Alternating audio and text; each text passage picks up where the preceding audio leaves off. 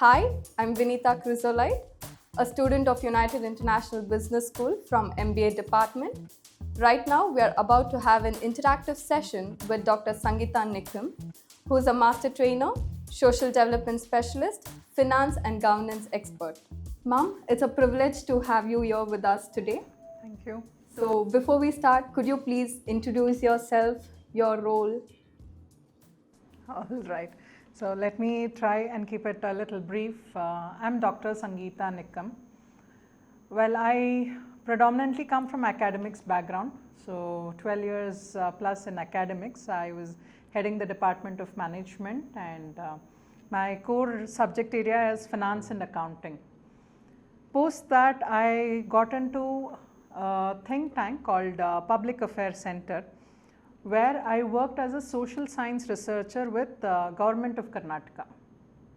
So that kind of instilled a lot of interest in me in getting into this social science research, carrying out the impact assessment studies and things. So that's when I also started pursuing my research, and I have developed a sustainability framework for NGOs in Karnataka.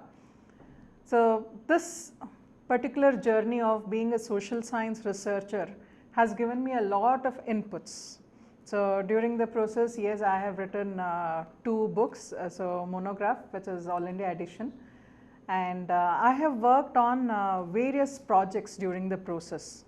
So through Grant Thornton, I was working on this project called Sankalp, which is a Government of India initiative. So that was a lot of learning, I should say. And during the process is when I was certified as the master trainer from the Ministry of Social Justice and Ministry of External Affairs, where I was certified master trainer for the pre-departure orientation training for the migrant workers. So with this particular journey, I have covered almost like say 26, 27 districts of Karnataka, where I have carried out IEC campaigns and for the migrant workers. And it's a long journey, I should say. And of course, at the same time, not to give up on my passion, I started practicing martial arts at the age of 16, and I got my black belt very recently. Jan 2023, I got my black belt. So the reason why I'm saying this is never give up on yourself. So no matter what process that you are going through, so focus on yourself also. That's a lot more important. And of course, my professional journey is very enriching, and a lot of mixed experience that I have, where there are incidences where I was kidnapped by a group of farmers in the remote districts of Karnataka. So a huge lot of experience, a huge lot of learning. So I hope and wish that I would be able to share every little detail sometime with you all. Yeah, that's about me for now. Ma'am, I'd like to know which move of your career was the most challenging? Transition from the academics to the public sector was a little challenging, because I initially felt like a fish out of water, being out of academics, not teaching the students, because throughout having been with the young minds like this, that was a little challenging. But then after I got into the public sector, I started working with Government of Karnataka. I realized that there are bigger problems. So students can still be groomed at any given point of time. I can always go back, but that was an opportunity that was given to me, and wherein I had a lot of learning at the social front. Yeah. So, ma'am, how did you keep learning and updating your skills when moving into different roles? Were there any books, courses, or mentors especially important for you? See, here at this point, I would like to say, since I was also pursuing my research, and which is more of NGO management and things like that. During the process, both books have helped. At the same time, my experience has helped. So today, if you ask me, there are about 39 departments in Government of Karnataka. Not everybody are aware of SCSP TSP Act 2013, which is under Social Welfare Department. So percentage of amount is being earmarked from all departments to the Social Welfare Department. So that is for their upliftment. In a span of about 7 years after the act came in, almost about 86,000 CR has been spent for the community. But I got an opportunity here to work for this department where they wanted to know what is the kind of impact that it has made. Having spent thousands of crores for the community, where exactly is the money gone? We don't see that visible result. So result cannot be overnight. It is a long process. So for decades, centuries that they were deprived of, you can't change it in a span of say 10 years or so. So it is out of the experience that I have learned a lot of things. So out of that particular work is where I was kidnapped by a group of farmers. That's a incident I'll share with you sometime. Thank Yeah. you. And ma'am, in your experience, what are the soft skills or which are the soft skills that are the most valuable? When I say soft skill, in fact, I should say one is your attitude matters the most. Yeah, your degree will only fetch you a job, but what brings in that success is your attitude. So the right attitude brings in the success, and that apart from attitude, the other soft skills will follow. Your interpersonal skills, how you are with the team, so how you manage in a group of people. So are you becoming a situational leader? Have you got that opportunity? Grab it. So keep upgrading yourself. Never look back or take a back stage saying that no, I may not be able to do it. No, unless you push yourself in an uncomfortable situation, that is where you're growing. So remember, if you are in an uncomfortable situation where I don't think so I'm able to make it, or there's something really difficult, I should give up at this point, no. Understand, that's the change that is happening in you. Push yourself at that point. Ma'am, can you share a situation where you had to lead a difficult change? What approach did you take for that? In fact, there is, I may not be able to give you the details because the devil lies in the details. But one challenging job I had was a Government of India, project that I got, where I had to do an inspection. Inspection where, basis my inspection, there would be crores of amount that would be released to one of the institution. So I had to go to a place in South Canara, Mangalore, so where I had to do this inspection, and I had life threat, and overnight I had to change my hotel stay and request those people saying that I'm not here, I've checked out. I had to book my ticket to just show that I have already left the place, wherein I stayed back there. And the next day, early morning, I went, I could get in all the details, and immediately had to escape out of that situation. In fact, the government has been very supportive. So the bureaucrats, they helped me. They said, maybe the threat continues, I can always lodge a police complaint and they will back me up. So these challenges are very common. Once you are in a social sector and once you're dealing with the grassroots level, so these are all common challenges, but it also gives me a lot of learning. So these are certain things which book has not taught me, so but the experience has taught. Yeah. Thank you. Any question? You mentioned that you got a black belt in martial arts. Do you have any plans for about after that? Or do you want to teach the martial arts to? I wish I could do it. In fact, at the age of 16, I started martial arts. So volleyball and martial art has always been my favorite game. But then over a period of time, post the graduation, post-graduation and family, it was not very easy. But then 21, 22 was the period where I felt, what am I doing? I'm not focusing on myself. So I lost almost 15 to 16 kilos of weight. So I had a transformation myself, saying that I need to do something, I need to stand up for myself. And Jan 2023 is when I was awarded my black belt. So my teacher was very supportive that they all pushed me. My family has been very supportive to have pushed me. Down the line, in fact, I do conduct a lot of self-defense camps along with my teacher in various colleges and offices, especially for ladies. So how you can defend yourself even when you're wearing a sari. So not necessary that you should always be in a flexible attire to defend. So maybe such kind of programs is something I would be a part of in the coming days. Thank you. Anybody else? Your job seemed very risky, but how did you manage not to leave it? In fact, there's a incident which happened during my college days. So since I was already a part of martial arts, I was practicing. So back then it was more of eve teasing. So there was a small incident which took place, and post that I was not allowed to step out of the house. So because we had this threat of acid attacks and all. So that was a learning where I stopped disclosing such sensitive things. So my official work, I have always kept it to myself within the office. So I haven't let my family know the kind of threat, excepting for my near and dear one. So that's how I had that support from the family, where they also pushed me and they supported me everywhere. So that's how I could pursue, I should say. Ma'am, how did you balance your personal life and then professional life? Personal life, professional life and student life. I had 3 parts.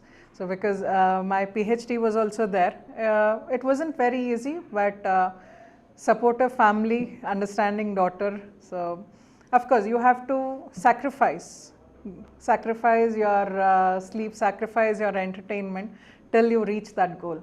So once you are there, there's no stop for you. And it's more of an addiction once you start getting into research and all. And since all of you are MBA students, so research is very important. Publishing papers are very important. So gradually you will, you need to nurture your passion in research, because any field that you go, so no matter which specialization subject you're going to choose for the coming semester, everywhere you have research. And when you have wonderful mentors here, your dean, so you should just pursue it, keep going. Yeah. What are the core motivations that driven you to Sankalp? Sankalp project is such that which works for the grassroots level. So 37 CR has been given away to a state, so wherein you need to ensure that it reaches out to the grassroots level. So through Sankalp, what happened was we were able to set up language labs, and we were able to help the skill development programs. So I was predominantly with the skill department, Karnataka Skill Development Corporation. So uplifting the skills. So if you go to the remote places and if you see, people have made use of this particular schemes, and they have started their own beauty parlor, their own tailoring. So they are provided facility. But unfortunate is that not everybody are aware of it. So one such example, since you, if I can take a few more minutes, all of us knew about migration. All of us know that, okay, people go abroad, and what is the kind of plight they will have, you never know. So especially the housemates.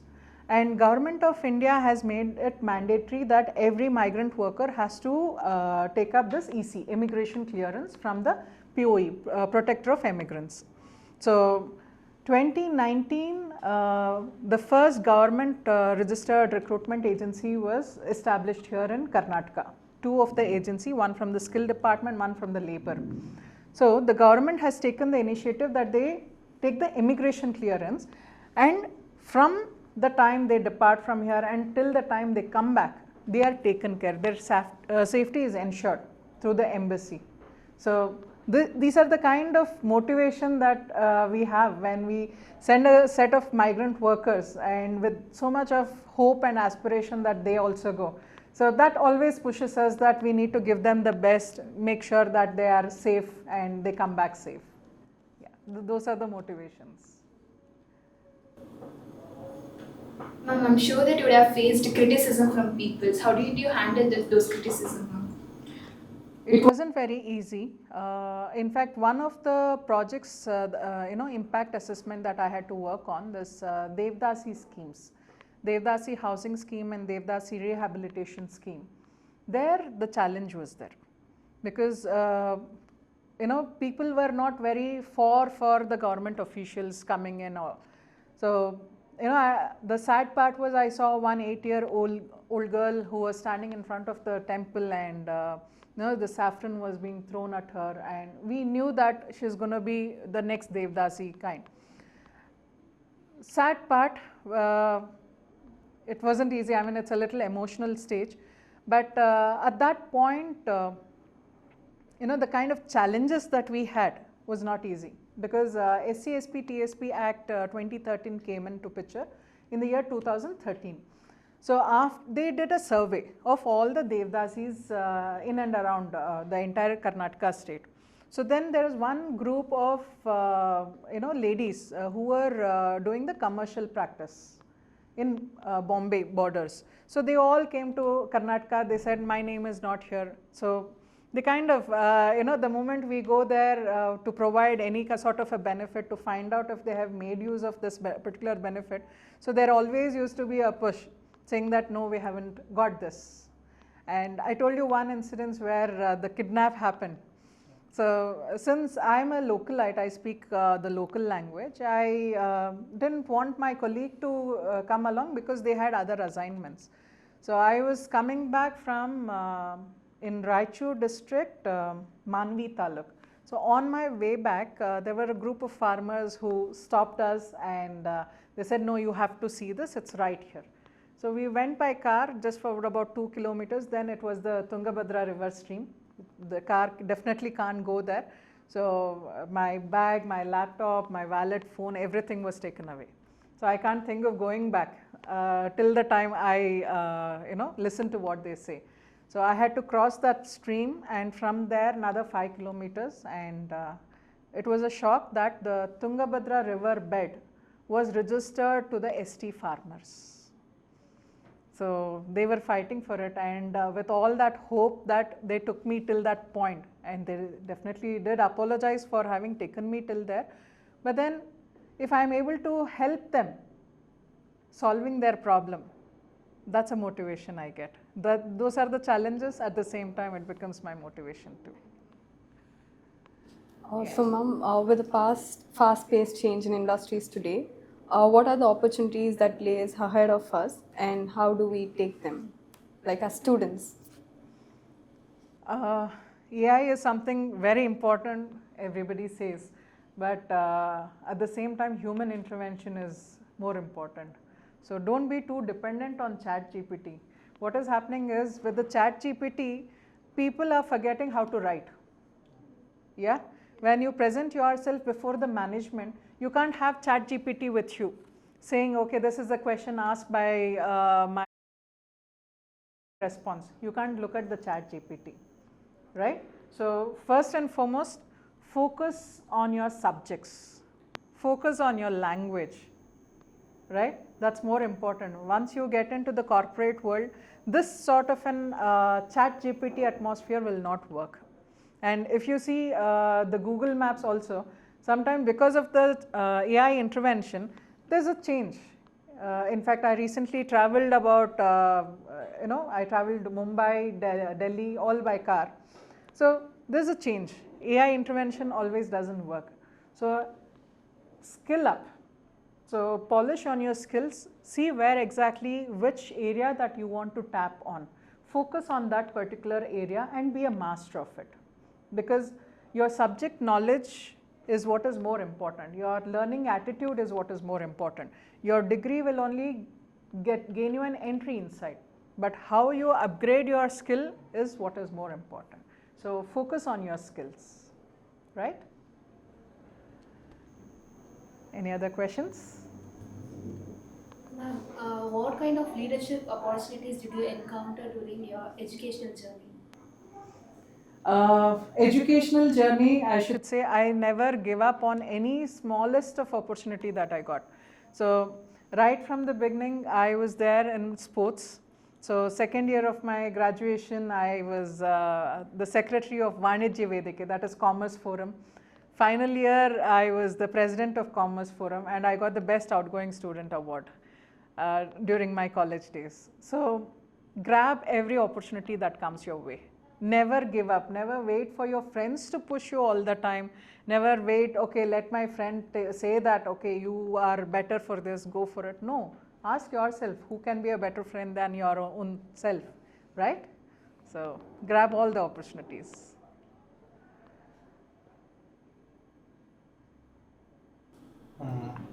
Any suggestion about passion, ma'am? Following the passion. Following the passion, no, don't give up. Okay, so focus on your score, focus on your attendance because it's mandatory. At the same time, don't give up on your passion.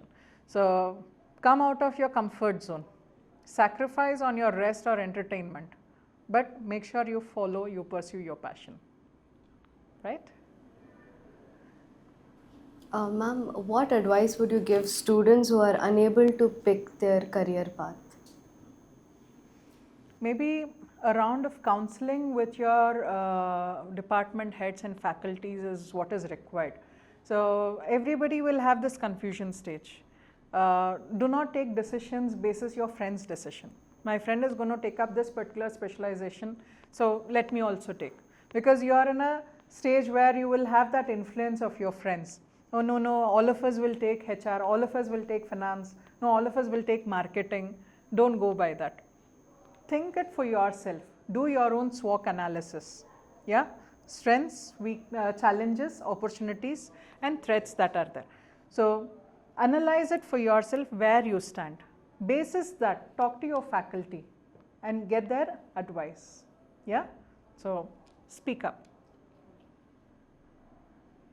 I hope I've answered all your questions. Yes, ma'am. Okay, so hope to see you all once again, maybe with a better insights. I will have more time to explain a lot of other things which I have also worked on, especially with labor department, minority department and skill.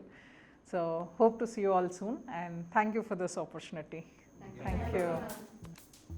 Hi everyone, I'm Sparsh, a student of United International Business School from the MBA department. We just completed a very insightful and interactive session with Dr. Sangeetha Nikkam. We learned a lot through her work experiences and her career growth, and she is a true inspiration.